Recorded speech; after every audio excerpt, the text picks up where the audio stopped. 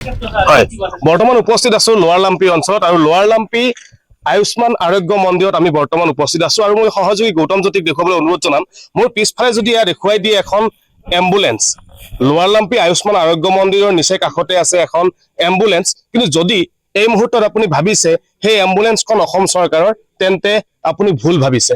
আৰু আমি সোমাই গৈছো এই লোৱাৰ লাম্পি আয়ুষ্মান আৰোগ্য মন্দিৰৰ ভিতৰলৈ আৰু ভিতৰৰ পৰিৱেশ কিছু দেখুৱাম। আমি সেই পৰিৱেশসমূহ দেখুৱাৰ পিছত আপোনালোকে নিশ্চয়কৈ বুজিব যে অসম চৰকাৰৰ কিমান হেমাহি এই সীমান্তৱৰ্তী অঞ্চলসমূহলৈ, যাৰ বাবে এই সীমান্তৱৰ্তী অঞ্চলসমূহত প্ৰতিদিনে আগ্ৰাসন চলাইছে মেঘালয় চৰকাৰে। কিয়নো এই যি লোৱাৰ লাম্পি আয়ুষ্মান আৰোগ্য মন্দিৰ, এই আৰোগ্য মন্দিৰটো আচলতে বৰ্তমানৰ যিগৰাকী মুখ্যমন্ত্ৰী আৰু কংগ্ৰেছৰ দিনৰ তেখেতে আছিলে স্বাস্থ্যমন্ত্ৰী, আৰু তেখেতে সেই সময়তে ঘোষণা কৰিছিলে এই লোৱাৰ লাম্পি এই আয়ুষ্মান আৰোগ্য মন্দিৰটো তেখেতে 12খন বিচনাযুক্ত এখন উন্নত চিকিৎসালয়লৈ ৰূপান্তৰ কৰিব। কিন্তু এয়া সহযোগী গৌতম জ্যোতিয়ে দেখুৱাইছে যে এই 12খন বিচনাযুক্ত এখন চিকিৎসালয়ত যিসমূহ আচবাব থাকিব লাগে, সেই সমস্ত আচবাব এই যি আৰোগ্য মন্দিৰত আহি থৈ দিছিলে। কিন্তু এতিয়ালৈকে আজি কপতি এই যি আচবাবসমূহ কিন্তু কোনো ধৰণে ব্যৱহাৰ কৰিব পৰা নগ'ল, যাৰ বাবে এটা গোডাউন যেন হৈ এই এটা কোঠাৰ ভিতৰত এইসমূহ আচবাব পৰি থাকিব লগা হৈছে। আৰু এই যিসকল লোৱাৰ লাম্পি অঞ্চলৰ যিসকল লোক, আচলতে 29খন গাঁৱৰ বাসিন্দাই তেনেদৰেই এখন মাত্ৰ সৰুকৈ এটা আয়ুষ্মান আৰোগ্য মন্দিৰতে এনেদৰে থাকিব লগা হৈছে। চিকিৎসাৰ অভাৱত বহু লোকে কষ্টত ভুগিবলগীয়া হৈছে। লাম্পি অঞ্চলত যিহেতুকে 29খন গাঁও আছে, এই 29খন গাঁৱৰ ভিতৰত এখনেই চিকিৎসা কেন্দ্ৰ এটাই। এইটোৱে আপুনি ভাবেনে 29খন গাঁৱৰ যি বাসিন্দা, এই বাসিন্দাসকলে এইটো স্বাস্থ্য কেন্দ্ৰলৈ উপকৃত হ'ব পাৰিব? আৰু সুবিধা দিলে বেছি ভাল হয়। আৰু সুবিধা দিলে ভাল হয়। পৰ্যাপ্ত পৰিমাণ উপস্বাস্থ্য কেন্দ্ৰ হিচাপে যিমানখিনি দিবলৈকে আমি দিছো, কিন্তু তাতকে বেছি ৰাইজে পাবলৈ হ'লে এইখন অলপ ডাঙৰ কৰিব লাগিব। আৰু ইয়াতে চিকিৎসক আহে নে নাহে? আপোনাৰ চিকিৎসক প্ৰতি শুক্ৰবাৰে আহে মেডিকেলত। আমাৰ দুগৰাকী চিকিৎসক আহে, নাৰ্ছো আহে, ফাৰ্মাচিষ্টো আহে, প্ৰায়খিনি ঔষধ দিয়া যায়।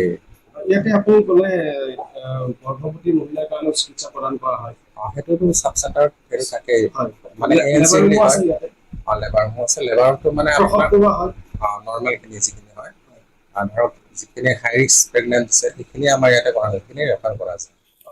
বৰ্তমানৰ মুখ্যমন্ত্ৰীগৰাকীক আৰু সেই সময়ৰ স্বাস্থ্যমন্ত্ৰীগৰাকীয়ে ডক্টৰ হিমন্ত বিশ্ব শৰ্মাই যিহেতুকে কথা দিছিলে, প্ৰতিশ্ৰুতি দিছিলে, এই যি চিকিৎসালয়, এই চিকিৎসা কেন্দ্ৰটো তেখেতে 12খন বিচনাযুক্ত চিকিৎসালয়লৈ ৰূপান্তৰ কৰিব। কিন্তু আজি কপতি সেয়া হৈ নুঠিল। যিসমূহ আচবাব আছে, এই আচবাবসমূহ এনেদৰে এটা কোঠাৰ ভিতৰত পৰি থাকিল।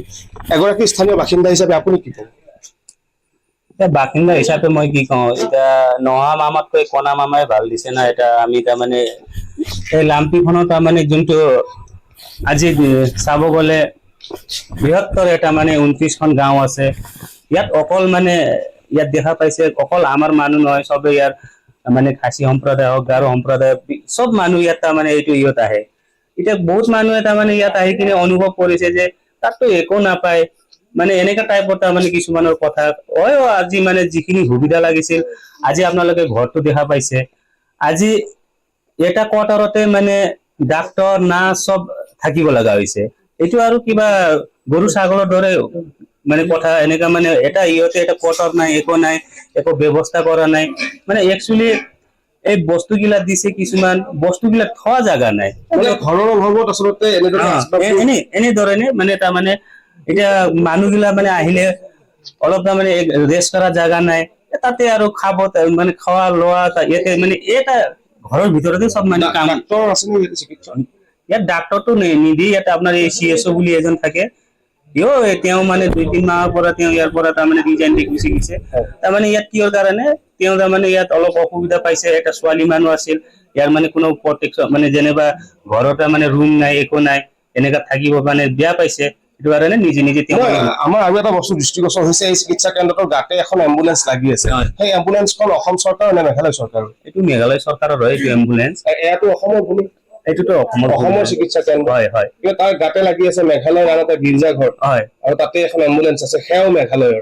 আচলতে কিহৰ বাবে অসম চৰকাৰৰ কিবা হেমাহিৰ বাবে মেঘালয়ে এনেকৈ আগ্ৰাসন কৰিছে, এনে কিবা বেলেগ কথা? এইটো চাব আজি ক'ব গ'লে তেওঁলোকৰ মানে অকল এম্বুলেন্স বুলি নহয়, তেওঁলোকৰ আজি ইয়াত ট্ৰান্সপৰ্ট চলে, ইয়াৰ পৰা মানে দুটা জাগাৰ পৰা তাহাঁতৰ ট্ৰান্সপৰ্ট চলে, আৰু তেওঁলোকৰ মানে ইয়াত মাৰ্কেট আছে, তেওঁলোকৰ চব মানে অলৰেডি তাৰমানে এনেকা নহয় যে আমাৰ হিচাপতে অসম, কিন্তু তেওঁলোকৰ হিচাপত কিন্তু এইটো তেওঁলোকৰ মেঘালয় হয়। তেওঁলোকে তাৰমানে যিকোনো সুবিধা দিছে, তেওঁলোকৰ মানে MLA জন আহা যাহা কৰি থাকে ইয়াত সদায়, মানে ইফালে ইফালে চব মানে তেওঁলোকৰ মানে কাম গিলা হৈছে আজি ৰাস্তা ঘাটৰ পৰা লৈ কিনে আপুনি চাব তাহাঁতৰ ৰাস্তাৰ স্কুল আজি চাব তাহাঁতৰ 19খনটো তাহাঁতৰ গভৰ্ণমেণ্ট স্কুল হৈ গৈছে। আমাৰ খালি আপুনিতো দেখাই পাইছে আমাৰ এইটো ভানুভক্ত, এইটো এটা হিমালয়, মানে দুটাই মানে LP দুটা অসমৰ দুটা স্কুলে 29খন গাঁৱত, কিন্তু মেঘালয়ৰ 26খন বুলি শুনিছো। হয় হয় হয়, এইটো মানে দুৰ্ভাগ্যৰ কথা। আজি আপোনালোকে আপোনাৰ স্বাস্থ্য কেন্দ্ৰটো আজি কিবা যদি মানুহ এটা এক্সিডেন্ট হয়, ইয়াত কিবা মানে হঠাৎ মানে চিকিৎসাৰ কাৰণে মানে ব্যৱস্থা কোনো মেঘালয় চৰকাৰৰ স্বাস্থ্য কেন্দ্ৰ আছে ইয়াতে।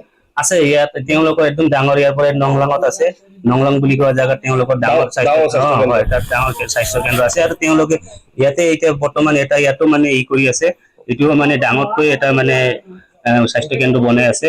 একচুৱেলি তেওঁলোকৰ মানে সুবিধাটো আমাতকৈ বহুত মানে ওপৰত আৰু। ধন্যবাদ জনাইছো। আৰু এয়া আছিল আচলতে মেঘালয়ৰ যি আগ্ৰাসন, আৰু অসমৰ ভূমিত অসম চৰকাৰৰ এটা স্বাস্থ্য কেন্দ্ৰ আমি নমুনা দেখুৱাইছো, আৰু এইখিনিতে উল্লেখ কৰিছো আমি ভিজুৱেলছৰ সহায়ত আমি দেখুৱাবলৈ চেষ্টা কৰিম। এই স্বাস্থ্য কেন্দ্ৰলৈ অহা যিটো পথ, এই পথটোৰে যদি আপুনি পাৰ হয়, কেৱল মাত্ৰ দুটা কাঠৰ কুণ্ডা, আৰু দুটা কাঠৰ কুণ্ডাৰে আচলতে বিপদসংকুল যাত্ৰা অব্যাহত ৰাখিছে ইয়াৰে লোকসকলে। এই উপস্বাস্থ্য কেন্দ্ৰলৈ